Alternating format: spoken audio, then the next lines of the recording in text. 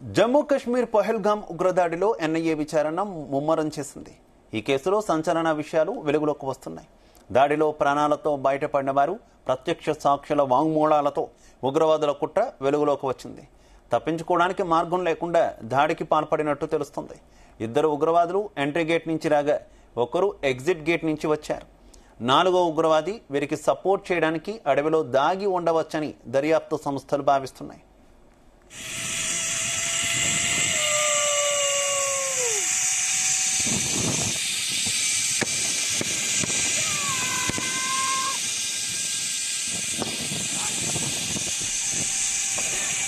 ఉగ్రవాదులు ఇద్దరు సైనిక దుస్తులు ధరించగా మూడో వ్యక్తి సంప్రదాయ కశ్మీరీ ఫెరాన్ ధరించి ఉన్నారు. ముందుగా కాల్పులు ఎగ్జిట్ గేట్ వద్ద ప్రారంభమయ్యాయి.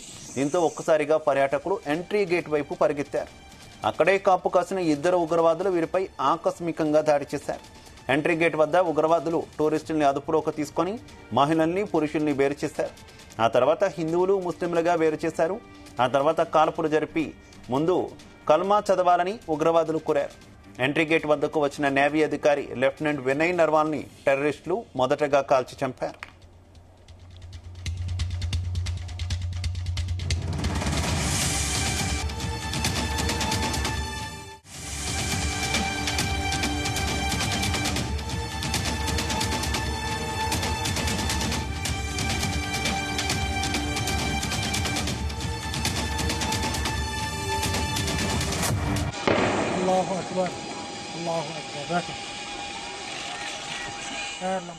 టీ స్టాల్ బేల్పూరి స్టాల్స్ వద్ద ఎక్కువ మందిని ఉగ్రవాదులు టార్గెట్ చేశారు.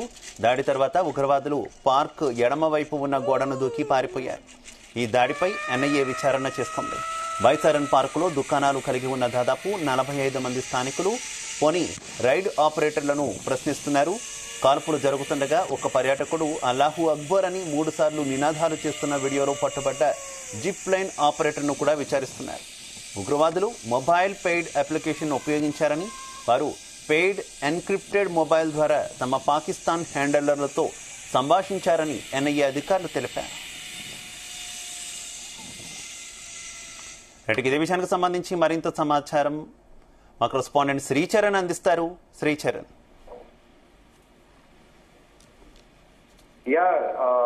శివ, ప్రస్తుతము ఒక జమ్మూ కాశ్మీర్ లో బార్డర్ లో కూడా ఒక ఉద్రిక్త వాతావరణం నెలకొని ఉంది. మనం ఉదయం నుండి కూడా చర్చించుకుంటున్నాము. ఏ క్షణానైనా యుద్ధం అనేది ప్రారంభమయ్యే అవకాశం ఉంది.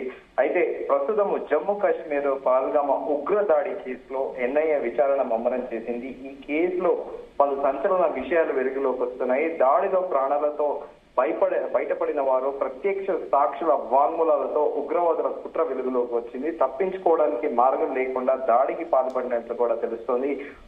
ఇద్దరు ఉగ్రవాదులు ఎంట్రీ గేట్ నుంచి రాగా ఒకరు ఎగ్జిట్ నుంచి వచ్చారని, 4వ ఉగ్రవాది వీరికి సపోర్ట్ చేయడానికి అడవిలో దాగి ఉండొచ్చని కూడా దర్యాప్తు సంస్థలు భావిస్తున్నాయి. ఉగ్రవాదులు ఇద్దరు సైనిక దుస్తులు ధరించి రాగా మూడో వ్యక్తి సాంప్రదాయ కశ్మీరీ ఫెరాన్ ధరించి ఉన్నాడు. ముందుగా కాల్పులు ఎగ్జిట్ గేట్ వద్ద ప్రారంభమయ్యాయి. దీంతో ఒక్కసారిగా పర్యాటకులు ఎంట్రీ గేట్ వైపు పరిగెత్తారు. అక్కడే కాపు కాసిన ఇద్దరు ఉగ్రవాదులు వీరిపై ఆకస్మికంగా దాడి చేశారు. అయితే ఎంట్రీ గేట్ వద్ద ఉగ్రవాదులు టూరిస్ట్ ని అదుపులో తీసుకుని మహిళల్ని పురుషుల్ని వేరు చేశారు. ఆ తర్వాత హిందువులు ముస్లింలుగా వేరు చేశారు. ఆ తర్వాత కాల్పులు జరిపే ముందు కల్మా చదవాలని ఉగ్రవాదులు కోరారు. అయితే ఎంట్రీ గేట్ వద్దకు వచ్చిన నేవీ అధికారి లెఫ్టినెంట్ వినయ్ నర్వాల్ ని టెర్రరిస్టులు మొదటగా కాల్చి చంపారు. అయితే టీ స్టాల్ తో పాటు బేల్పూరి స్టాల్స్ వద్ద ఎక్కువ మందిని ఉగ్రవాదులు టార్గెట్ చేశారు. దాడి తర్వాత ఉగ్రవాదులు పార్క్ ఎడమ వైపున ఉన్న గోడను దూకి పారిపోయారు. అయితే ఈ దాడిపై ఎన్ఐఏ విచారణ చేస్తుంది. బైసారన్ పార్క్ లో దుకాణాలు కలిగి ఉన్న దాదాపు 45 మంది స్థానికులు పోనీ రైడ్ ఆపరేటర్లను కూడా ప్రశ్నిస్తున్నారు. కాల్పులు జరుగుతుండగా ఒక పర్యాటకుడు అల్లాహు అక్బర్ అని 3 సార్లు నినాదాలు చేస్తున్న వీడియోలో పట్టుబడిన జిప్ లైన్ ఆపరేటర్ ని కూడా విచారిస్తున్నారు. ఉగ్రవాదులు మొబైల్ పెయిడ్ అప్లికేషన్ ని ఉపయోగించారని, వారు పెయిడ్ ఎన్క్రిప్టెడ్ మొబైల్ ద్వారా తమ పాకిస్తాన్ హ్యాండ్లర్స్ తో సంభాషించారని కూడా ఎన్ఐఏ అధికారులు తెలిపారు. సో మొత్తానికి మరోవైపు ఏమో పాక్ ఆక్రమిత కాశ్మీర్ లో ఉగ్రవాద లాంచ్ ప్యాడ్ అని భారత ఆర్మీ అధికారులు గుర్తించారు. కోటాపల్ల నార్త్ జోన్ దగ్గర హిజ్బుల్ లాంచ్ ప్యాడ్ కు కమాండర్ గా సైఫుల్ ఖలీద్ ఉన్నాడని అధికార వర్గాలు వెల్లడించాయి. తుషాబ్రి క్యాంప్ దగ్గర లష్కర్ తోయిబాకు చెందిన మరో 2 లాంచ్ ప్యాడ్లు ఉన్నట్టు కూడా తెలిపాయి. 3వ లాంచ్ ప్యాడ్ వద్ద అన్ని సంస్థలకు చెందిన టెర్రరిస్ట్ లు నివసిస్తున్నట్లు కూడా, ఈ స్థావరాల నుంచి ఉగ్రముక్కలు పాకిస్తాన్ వేరే ప్రాంతానికి తరలిస్తున్నట్టు కూడా తెలుస్తోంది. సో ప్రస్తుతము ఈ జమ్మూ కాశ్మీర్ లో రోజుకు ఒక సంచలనాత్మకమైన విషయం వస్తుంది. ఎందుకంటే ఇది వెల్ ప్లాన్డ్, చాలా పకడ్బందీగా ప్లాన్ చేసినట్టే ఉంది. ఎందుకంటే ఆకస్మికంగా వచ్చి ఏ మతం అని అడిగి, పేరు అడిగి, మతం అడిగి దాడి చేయడము, అలాగే వారిని ప్యాంట్ ట్రౌజర్ కూడా తీసి కాల్చివేయడం అనేది కూడా దేశవ్యాప్తంగా అందరికీ కూడా ఆందోళన కలిగించింది. ఈ మేరకు దేశవ్యాప్తంగా అందరూ కూడా, దేశ ప్రజలందరూ పాకిస్తాన్ పైన రగిలిపోతున్నారు, టెర్రరిస్టుల పైన కూడా రగిలిపోతున్నారు. మరోవైపు ఎన్ఐఏతో పాటు, అలాగే మొదట 2-3 రోజుల పాటు భద్రతా దళాలతో పాటు జమ్మూ కాశ్మీర్ పోలీసులు ఈ కేసు ఇన్వెస్టిగేషన్ ని మొదటగా టేకప్ చేశాయి. కానీ తర్వాత ఎన్ఐఏ ఎప్పుడైతే ఇన్వాల్వ్ అయిందో, ఎన్ఐఏ ఇన్వాల్వ్ అయ్యాక పలు సంచలనాత్మకమైన విషయాలు బయటకు వస్తున్నాయి. అలాగే 1-2 వీడియోలు కూడా బయటకు వచ్చాయి. బయటకు వచ్చింది ఆ టూరిస్ట్ ఆ జిప్ వే పైన వెళ్ళడము, అక్కడ సదరు పనిచేసే వ్యక్తి అల్లాహు అక్బర్ అని 3 సార్లు చాంట్ చేయడము, ఇదంతా కూడా చూసాము. అయితే ఆ టూరిస్ట్ కి కింద టెర్రరిస్టులు కాల్పులు జరుగుతున్న విషయాన్ని గమనించలేదు.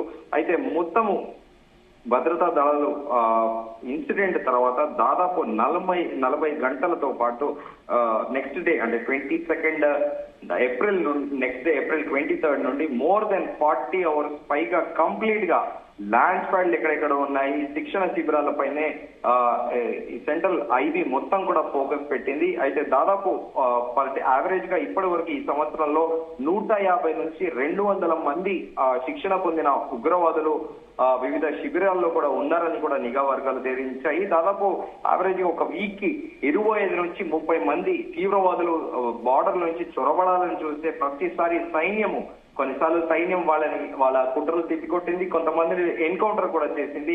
అయితే పాకిస్తాన్ సైన్యమే ఈ చొరబాట్లకు దోహదపడుతుంది అనేది కూడా మరోసారి నిరూపితమైంది. అయితే బట్టాల్ సెక్టర్ సమీపంలో జరిగిన కొద్ది రోజుల కిందట కాల్పులు కూడా ఫలితంగా గణనీయమైన, అంటే గ్రాడ్యువల్ గా కూడా కాల్పులు అనేది పెరుగుతున్నాయి. అయితే ఎప్పుడైతే పాకిస్తాన్ కావాలని ఒక అలజడి అటు టెర్రరిస్టులను పంపించే ముందు ఫైరింగ్ చేయడము, ఉల్లంఘనలు రూల్స్ ఏవైతే ఉన్నాయో వాటిని ఉల్లంఘించడము, కావాలనే ఫైర్ చేయడము. అయితే శ్రీచరణ్, ఈ దాడికి పాల్పడినటువంటి ముష్కరుల్లో ఒక వ్యక్తి పాకిస్తాన్ సైన్యానికి చెందినటువంటి వ్యక్తిగా మన ఎన్ఐఏ గుర్తించింది అంటూ కూడా వార్తలు వస్తున్నటువంటి పరిస్థితి ఏంటి? అందులో ఆ వార్తలో ఎంతవరకు వాస్తవం ఉంది?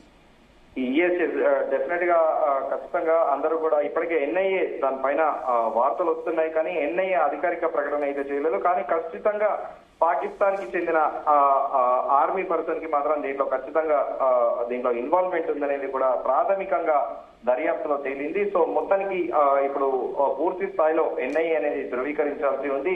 ఖచ్చితంగా ఈ రోజు ఈవినింగ్ వరకు అసలు ఏం జరిగింది, వీళ్ళు ఎలా ప్లాన్ చేస్తారనే దానిపైన క్లియర్ క్లారిటీ వచ్చే అవకాశం అయితే ఉంది. Shiva, right, okay, thank you.